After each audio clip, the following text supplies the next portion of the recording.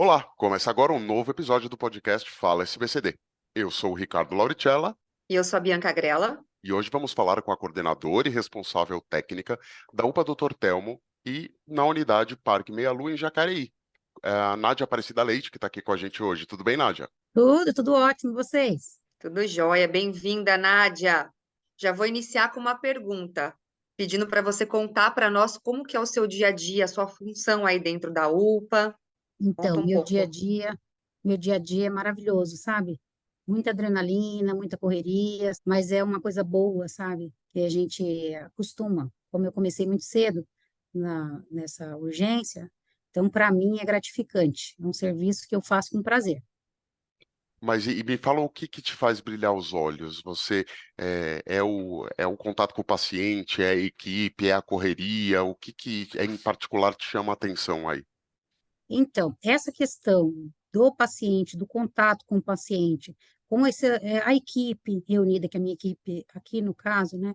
A gente tem uma equipe bem, sabe, sincronizada, é muito bacana. Esses problemas que surgem todo dia, os pacientes, essa rotina louca, então, tudo isso já me acostumei. Então, eu gosto muito dessa questão diferenciada, de não ser aquela rotina com o mesmo paciente todo dia. Então, isso realmente é muito gratificante para a gente ver o paciente entrar aqui, às vezes o paciente ruim, sabe? De repente ele sai recuperado, então a gente participa de tudo. E eu, particularmente, acabo participando de tudo dentro do serviço. Então, a equipe, né? A gente é muito sincronizado aqui dentro do serviço. É bem bacana, Vai matando um leão por dia e next, né? Outro dia é um novo dia. exatamente. Tem os Legal. dias difíceis, né? E aqueles dias que passam, né? Às vezes tem umas dificuldades, assim como qualquer outro serviço, e junto todo mundo acaba chegando a uma conclusão. São os desafios, né? Tem dias que tem Exatamente. dias mais tranquilos, outros dias são mais intensos e aí por aí vai. E Nádia, me conta uma coisa sobre a população, sobre a classificação de cores. Como que a população ela entende isso? Entende Então, bem? Surgem muitas dúvidas? a classificação de risco, junto com o acolhimento, é uma maneira de acolher o paciente, né? Que nesse caso, do acolher todo mundo, em conjunto, a equipe toda, né? É preparada para estar acolhendo esse paciente. E a classificação, usamos um protocolo, que no caso, né, a maioria das UPAs usa o protocolo adaptado de Manchester. Então, é através das cores. Então, usamos para poder, né, como eu disse, para dar prioridade para o que realmente o paciente veio buscar, né, e separar esse paciente daquele paciente, né, do grave, né, do que realmente precisa de atendimento imediato. Então, usamos a cor vermelho, o amarelo, o verde e o azul. Então, onde o vermelho precisa ser um atendimento imediato, o amarelo, né, dá para esperar 1 hora, o verde 2 horas e o azul até 4 horas.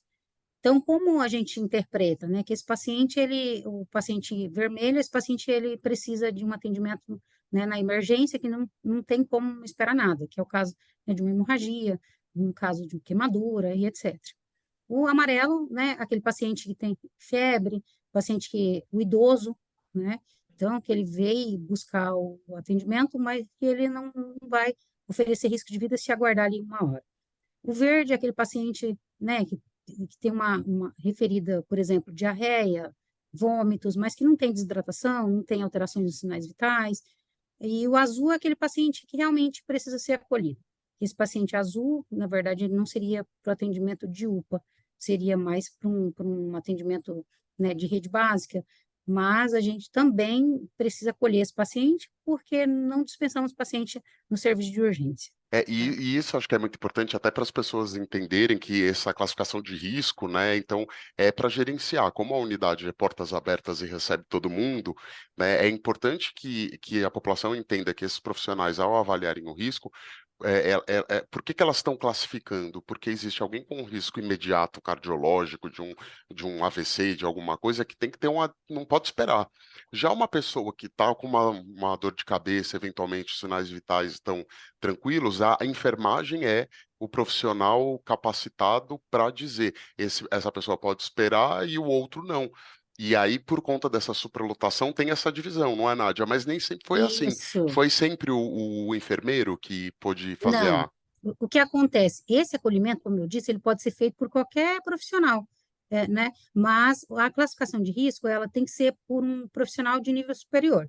Mas o porém, depois ele determinou que fosse um enfermeiro. Então, a gente precisa usar um protocolo. Por isso que tem que ser alguém do nível superior que tenha um conhecimento também, né, para poder ser claro, né, técnico também, para não fazer um trabalho de maneira, né, errônea. Já o acolhimento, qualquer pessoa, porque, né, conversar ou referenciar o paciente para algum, que às vezes tem dúvida, às vezes não sabe onde é aquele serviço, ou o que ele veio buscar aqui. Então, essa questão, né, a gente é um pouquinho diferenciada, mas que acaba a gente fazendo os dois. Aqui, né, o enfermeiro faz esse trabalho muito, né, porque é o atendimento que o volume é alto, mas a gente, graças a Deus, os pacientes até que tem aquelas questões que a gente está sempre explicando, sempre voltando às questões, às vezes, até rotineira, de estar batendo sempre na mesma tecla, né, do que se trata, mas dá tudo certo. Legal. É importante, né? Por mais que todo mundo sabe, as pessoas esquecem. Então, acho que é importante deixar isso claro, sempre relembrar, tá certo? Tem mais alguma pergunta para a nossa convidada de hoje? Eu tenho uma última pergunta. Eu quero saber da Legal. Nádia se ela tem alguma história para contar de um paciente ou algum membro da equipe, alguma história bonita, inspiradora, para deixar aqui eh, de iluminação final do nosso bate-papo de hoje. Eu tenho várias, mas em especial eu tenho um paciente que me marcou muito, inclusive já no trajeto do SBCD. Atendemos um paciente, né, que ele chegou já idoso, tá? Ele chegou totalmente, assim, prostrado, e a gente não, realmente, ninguém conseguia descobrir o que esse paciente tinha. Depois esse paciente ele foi entubado, ele evoluiu, tinha uma meningite, ele foi transferido e depois esse paciente ele recuperou, ele voltou no serviço para nos agradecer, para nos encontrar. Então foi uma situação muito emocionante que eu, de verdade, até hoje, eu tenho contato com esse paciente, com os filhos dele na rede social, coisa que não dá para a gente fazer, né? Porque como eu estou nesse serviço há muito tempo, então não é todos os pacientes. Às vezes o paciente fala, né? Conversa, oi, tudo bem, mas você não lembra qual o Sim. paciente. E desse paciente eu tenho contato com os filhos dele na rede social, porque foi uma história assim que deixou marcado. Não só para mim, mas para os médicos também. Não foi em Jacareí, né? Na época foi em Santa Isabel. Então, tem história, tem várias histórias, né? Mas tem umas que a gente nunca esquece. Depois você encontrar com o paciente no serviço, ele foi no serviço levar bolo, essas coisas, conversar com a gente. E assim, você vê o paciente que chegou entubado, tudo, e de repente, né, ir lá agradecer, conversar com a equipe, foi assim, ficou marcado, realmente. Mas tem muitas, né? Com certeza. Imagino. E com certeza esse tipo o atendimento, o acolhimento, o atendimento, a equipe de enfermagem, os médicos e médicas, com certeza fizeram a diferença aí junto com a história de vida desse paciente. Muito legal, Sim. Nádia. Eu quero te agradecer demais. Nádia trabalha em serviço de urgência, então a gente não vai sequestrar ela aqui muito tempo conversar. Nádia, muito obrigado pela sua participação hoje com a gente e vamos agendar novos, né, Bi? Sim, com certeza.